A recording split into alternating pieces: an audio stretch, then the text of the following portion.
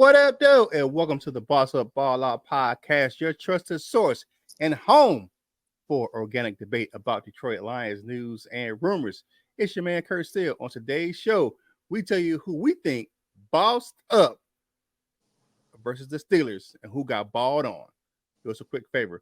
Like the video, share the video, and comment on the video, man. If you enjoyed this content, man, subscribe to the channel. We are on our way to 2,000 subscribers, and we are currently at 1798. Now it's time to bring in my co-host, man. First up, he's our defensive line coach and executive chef. It's who? It's the Wolverine, Coach Mike Jones. What's going on, Lion fans? Man, y'all know who it is. Yaktown don't back down because my man LL Cool Torn says so. What's going on, my dude? It was a shout out to Sean Preston, y'all. Happy Monday. All right, so let me tell you how the show works. If you don't know, and you're new to the channel, check it out, man.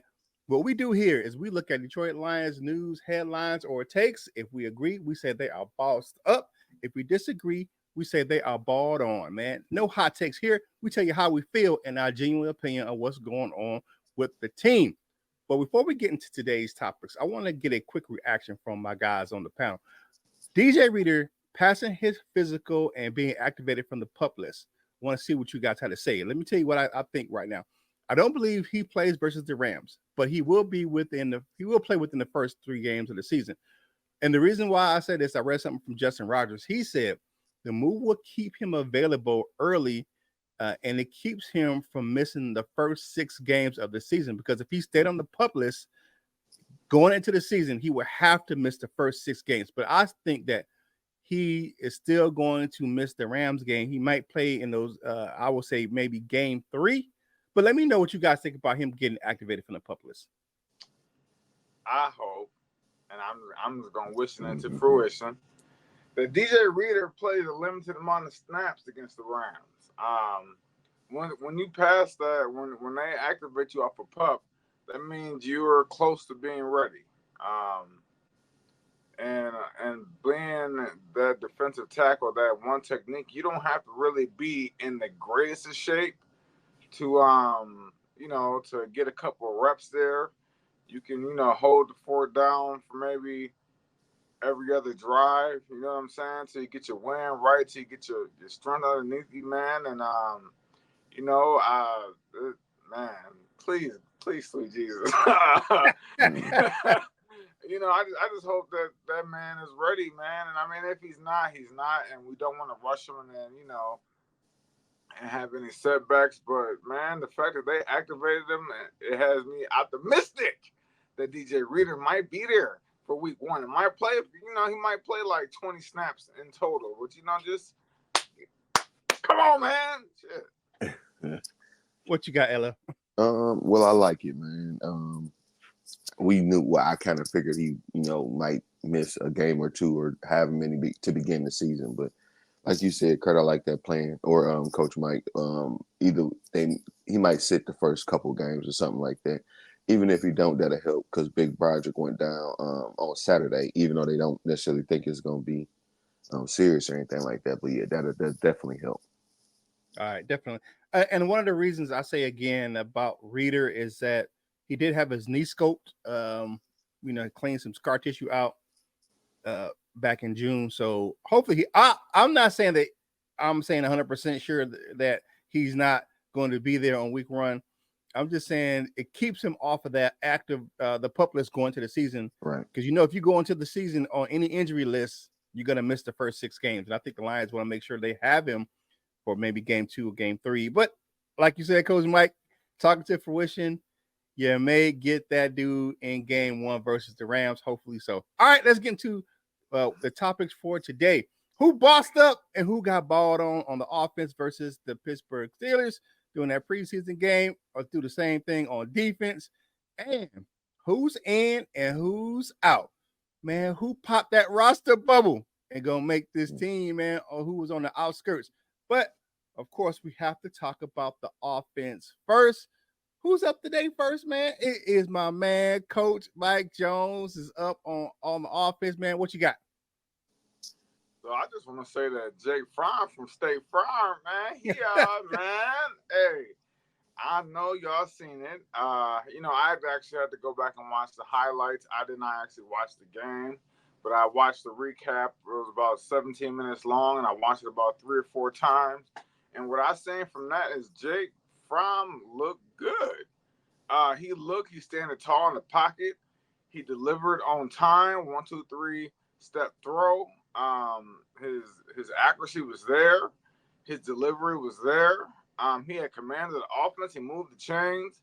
And the Lions, you could tell the Lions aren't all the way satisfied with either Hendon Hooker or Nate Sudfeld because Fromm had threw the ball under 2 minutes. But the Lions was up by 3, or I forgot how many points they was up by, and he was still throwing the ball. And normally they would take a knee or something like that at that point in time, but he was still throwing. He was accurate.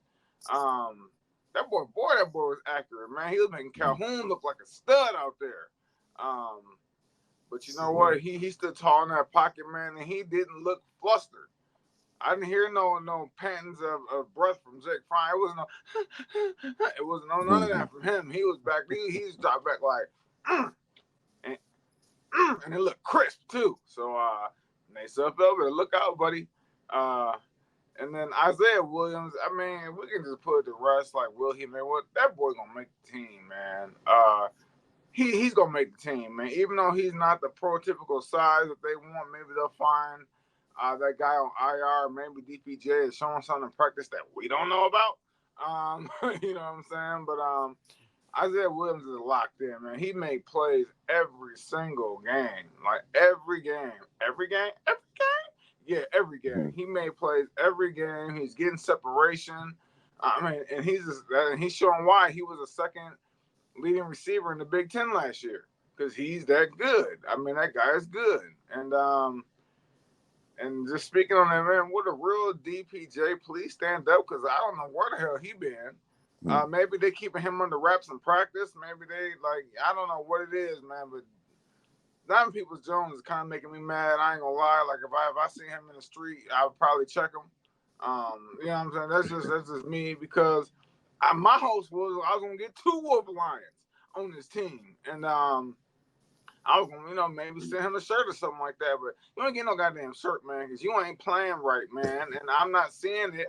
And I want to see it, and he's my I feel like that's my broham. He's a Michigan Wolverine, and I'm like, man, if you don't, man, you did all that in Cleveland, now you can't do nothing, man. Like, come on, man, no, really.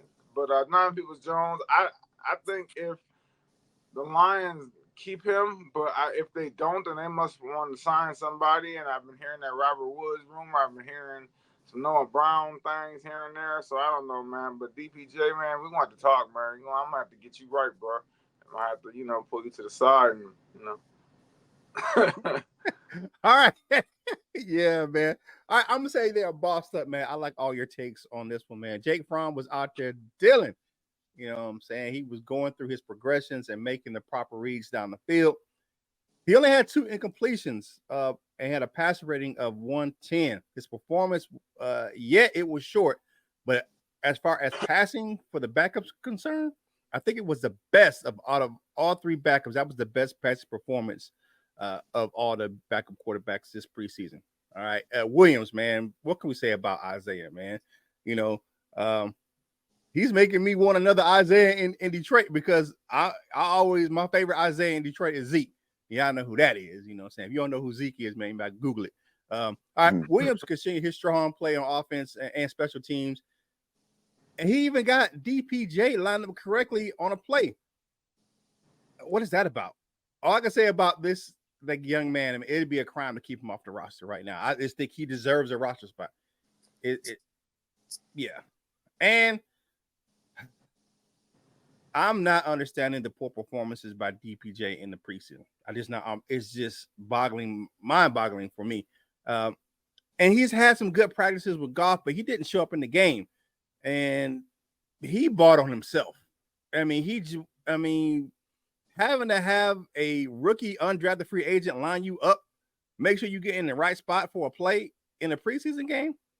That's saying a lot about what you got going on right now, man. DPJ is just disappointing to me right now. What you got, LL? Yeah, I'm gonna say those is balled up takes. I don't really care about Jake Fromm. No, this is preseason. He played the last little bit of the game, so whatever. Take from that whatever you will. I of course I agree with Isaiah Williams, man, and I like what you said. He deserves a spot on this roster. I don't even do the whole deserve thing because that can get a little tricky sometimes. But yeah, I believe that he should make this roster. And what was your DPE? I don't get it. I don't understand. That's all I've heard was just questions about DPJ, like what's going on, why isn't he stepping up? Like I guess some people think that he should have had, or maybe even the organization thinks that he should have had. But I don't know. I guess we'll see what's going on with that on cut day.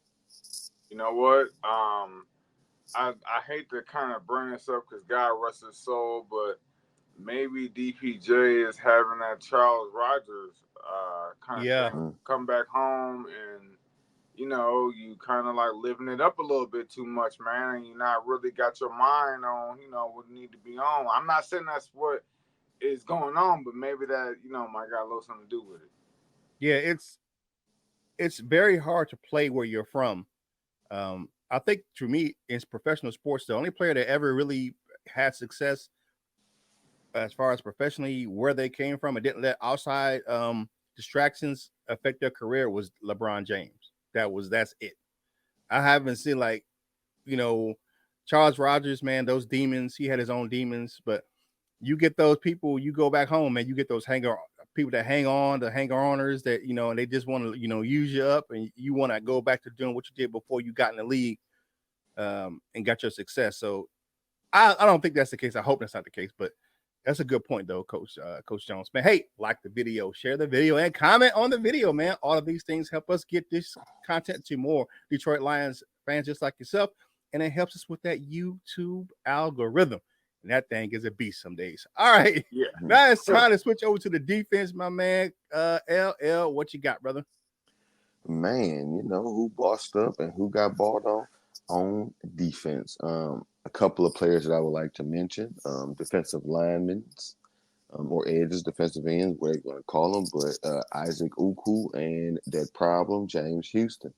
Don't really know what this means for James Houston, but in this game he had a sack, and him and Uku was in on that strip sack, so that was nice to see. Just for me, it was just nice to see James Houston finally pop off. So you got to see him. You got to see that quick get off a little bit during this game. So that's what we like to see from him.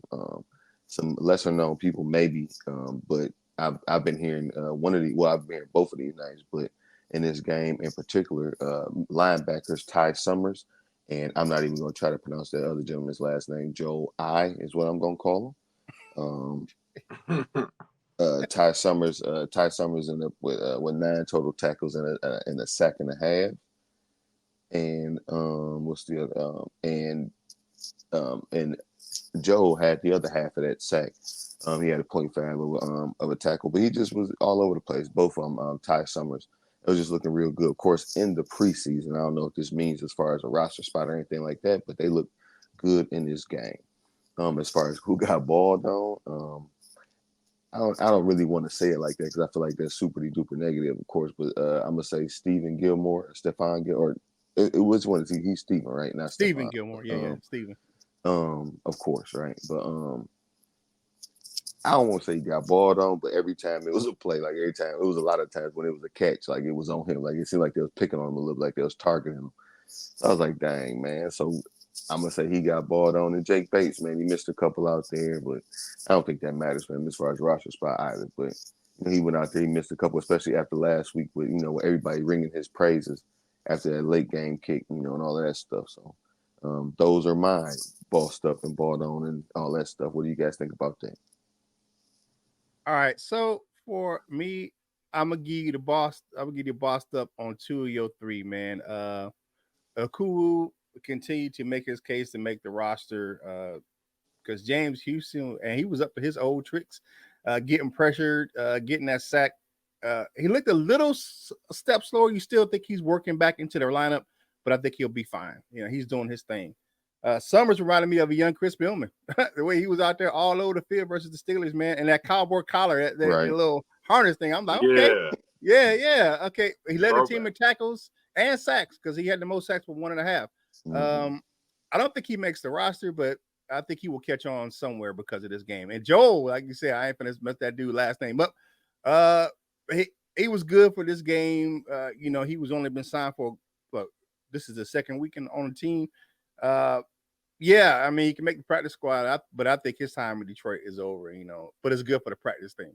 Now, here's the thing about Jake Bates, and I don't think he was balled on. I understand he missed that short field goal, but remember last week he missed the extra point, but he made all his field goals. And this week he missed a field goal, one field goal, made another one, and made all his extra points. And people were complaining about the kickoff thing, right? I believe that Dave Fitt was having him try some different kickoff techniques that led to those penalties. Because you look at the other games, he didn't have a problem at all kicking the ball off in this new dynamic kickoff. So I think that I believe that Dave Fitt was having them try some things out, and that's what led to those penalties. But overall, yeah, I agree with you. Those guys for a preseason game definitely stepped up and they bossed up. And Stephen Gilmore, man, he is not his brother. And he definitely got balled on because they were picking on that brother. It was picking on little brother. That it was like, man, because think about it. I'll say this, and I'll let you go, Coach Jones. The two longest plays, touchdowns, one versus the Chiefs and one versus the Steelers, were both on Stephen Gilmore. Just bombing it down the field. He was just looking like, oh Lord, like Val used to say, back the blind ballerinas in the backfield. It was terrible, man. What you got, Coach Jones? Yeah, he's definitely not Stephon Gilmore's brother. He's his mama's son. Yeah, because that boy, yeah, man, I don't know, man. But you know what? I'm gonna say they bossed up takes. I got Isaac Uku making the team, man. He just does too much. Like you can't keep a guy off the roster that does that much. So I got him and James Houston making the squad because I just don't think you can afford to cut a guy like Houston who just has sacks like that. Like you can't do that. Now maybe if he's a trade piece, maybe you can get a little something for him. Then yeah, but yeah, man, you can't do that. Ty Summers, man, and that one dude, I'm not gonna mess his name up either. But you know what? I think they will actually. I think maybe we'll keep one of them. I think both of them are trying out for the teams because as Dan Campbell said before, man, he likes to let guys play that are gonna go somewhere else and just give them the opportunity to try out for somebody else, man. Because he's not a guy where like I don't want nobody else to see nobody, and I want them to leave and go play for nobody. Like he wants all these guys to succeed in life. So I believe those are trials for other teams, man. Yeah, man. But Steven, I don't, man. You ain't listening to your brother. You're not listening to your brother at all, because I don't know, maybe you a zone corner too. That might be, because a lot of people try to mix man and zone, and some guys can play man and zone. Some guys are just zone, some guys are just man, and I think he's a zone, man. I think, yeah, he's probably just the zone guy. So Yeah, he played because if you look at last preseason when we had the interception, they were playing a lot of zone. And that's not what they want to do in this defense this year. They want to play man. They drafted a lot of man guys, 2-man guys out of college, and then they signed 2 guys that played man in their other stops. So I get what you're saying. Hey, like the video and share the video and comment on the video, man. All of these things help us get this content to more Lions fans just like yourself, man. We appreciate you guys right here. And we do this, guys, for you, man, waking up old dark 30 to get this content out to you right here on the Boss Up Ball Out podcast. All right. Last topic for the day. Who's in, who's out? Here is my roster bubble predictions on offense. Who's in? Of course, we talked about this fella earlier. Isaiah Williams, man. You can't keep that dude off. You can't keep that dude off the team, man. Yeah, he just makes that 53-man roster. And the other guy I think is Zane Stilstra. Man, he we talked about Williams, man. You know he outworked everyone else on the depth chart, man. Regardless of his size, that roster spot should be his. But for Zylstra, he became a reliable target for those backup quarterbacks, and he can be that big body pass catcher in the red zone. And who's out for me? Got to be James Mitchell, man. He just played terrible in the preseason this year. I expected more from him. You know, looking at where he has been on the roster for the last couple of years, I just expected more from him. And with DPJ and Darius Fountain, man, they were inconsistent during the preseason games. They stacked some good practices, but here's the deal: preseason or not, man, when the lights came on, they just didn't step up. And for that reason, I don't think that they broke the roster bubble for me. And I was in Charlotte a couple of years ago when Zane Struzzer just went off down there. I know we lost the game, but I think he had like 2 or 3 touchdowns in that game. So Zylstra's a good pass catcher. So he brings an element that's as far as because you know we've got Brock Wright. Brock Wright is more of a blocking tight end. He can catch. We know what Laporta is at tight end, and he can do everything. But Zylstra gives you that pass catching tight end. He's purely more likely a pass catcher, and we don't have that. And he can play that big body down there in the red zone and make some catches. So that's why I got him on and not James Mitchell. All right, on defense, man, James Houston did his thing. Once he's healthy enough to play, because he was healthy enough to play in the preseason game, had that nice sack and could have had another one. There was a holding call that they missed on him. He got past the lineman and the guy grabbed him. And I'm like, where's the flag? But it's preseason for the refs too. And when AG said that they were done trying him to make him a Sam linebacker, I felt his spot was on the roster was safe for now. They just want him to go out and do his thing.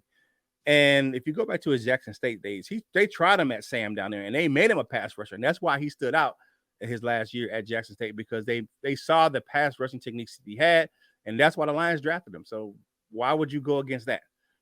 Brandon Joseph, that's my guy. He's another guy I think that's in. He was on the bubble starting because remember he was on the practice squad last year.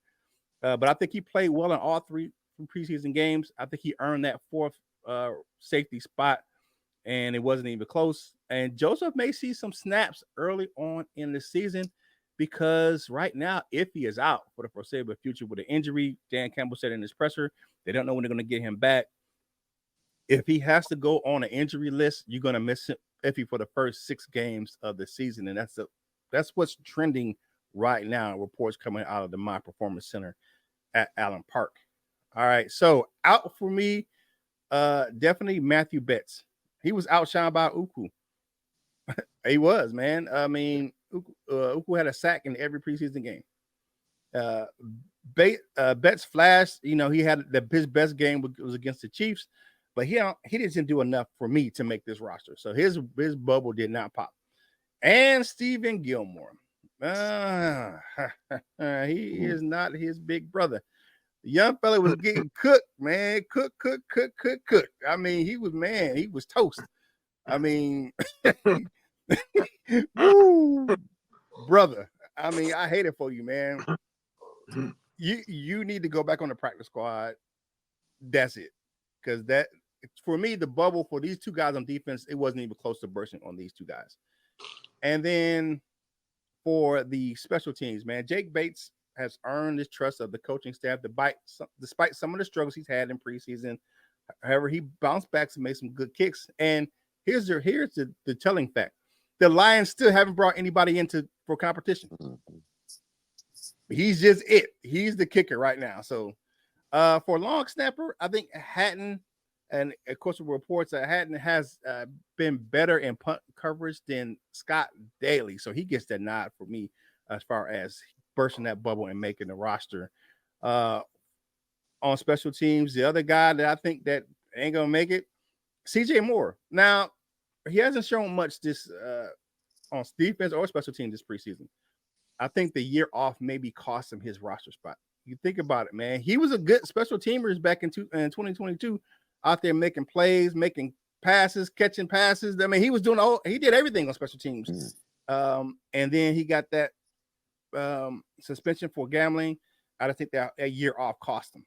It just did. I don't think he's not the same player that he was back in 2022. And then Scott Daly, uh, he's still good now because long snappers is you ain't doing a lot, but the little things matter. And then like I said, the hadn't outworked him on the punting coverage, but uh, I won't say that the roster bubble has burst completely for Scott Daly because he's the incumbent and they usually get the advantage, especially on the coaching staff like the one we have, where they like the guys that they like, and you usually stay on if that's possible. But those are my guys who I think are roster bubble locks and the guys that are roster bubble knots.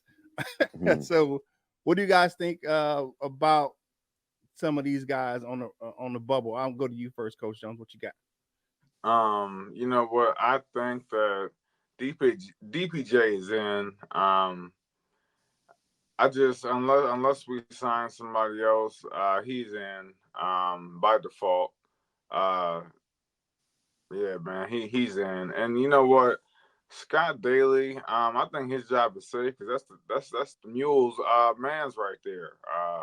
Don Muleback, that's his guy, and I think even though Haddon has played pretty good, I think you know how long Mule played. He played for like 17 years, I think, something like that. So yeah, man, I think that's his guy. I think he's gonna make the team. But other than that, man, I agree with you on all those takes, man. But I'm just still holding out hopes that the Wolverine returns to some type of form, man. And DPJ does something, man. Because if he don't, I'm gonna be at his house because he don't want to see me in these streets. What you got, LL? Just saying. That's crazy. He didn't make it and he gotta get beat up. That's that's crazy. Get punished. Right. He getting something. But no, I agree with all of these, Kurt. So I'm gonna say these is bossed up. The only one I wish things were different for Fountain.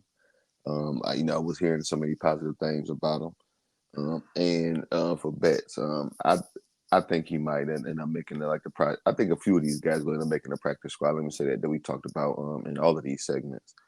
But I think Betts might make the practice squad or something like that. I didn't think he was god awful because he same thing, like they kind of ended the experiment on him at linebacker as well. So I don't know. He may not make the initial 53, but at least I hope they bring him back on the practice squad. All right, that's our show for today, folks, man. Thank you for taking us out right here on the Boss Up Ball Out podcast, your trusted source and home for organic debate about Detroit Lions news and rumors. Now it is time for parting shots, but before we do that, man, make sure you follow the crew on your favorite social media platforms, man. Definitely go check out my man Wolverine Lion over there on his YouTube channel. He has some great shorts over there. He does his thing, man. Some good takes over there. And of course, y'all know who it is, man, over there on Instagram. Go check out my man LL Cool Torrance, man, because he keep it thirsty on a Thursday. All right. Mm-hmm. Now it's time for party shots, man. LL2 Cool Torrance, what you got for today, man? Mm-hmm. Too Cool Torrance. That's a new one. But happy Monday, everybody. Have a great week. Hopefully, we don't have as much overtime. Well, I shouldn't say that, but hopefully, no more as much mandatory overtime this week. Mm-hmm. All right, what you got, Coach? Yeah, I can't stand that. You know what? It's game week. Yes, with high school football season starts off this week. Unfortunately, we play on Thursday because it's Memorial Day or Labor Day weekend. So we'll be playing Thursday night. We at Tecumseh. We gonna see what it is, man. It's time, man. I'm confident, and we trying to win that I-8 this year, man. I-8 championship coming to a school near you. All right, and congratulations to Over Hills High School. That's the local high school next to my house. Some high school my son went to, man. They won their first game this weekend.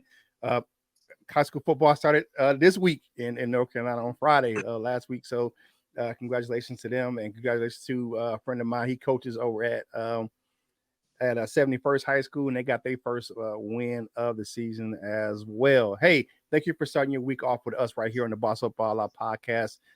We enjoy everything doing this show for you guys, man.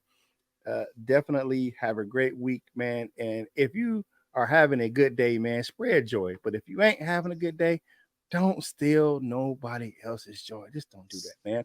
Hey, do me a favor. Whatever you're doing in life, you got to boss up, ball out, and be the best version of you that you can be. For my man, Coach Mike Jones and LL Cool Toys, this is Kurt Steele, and we will holla at you real soon.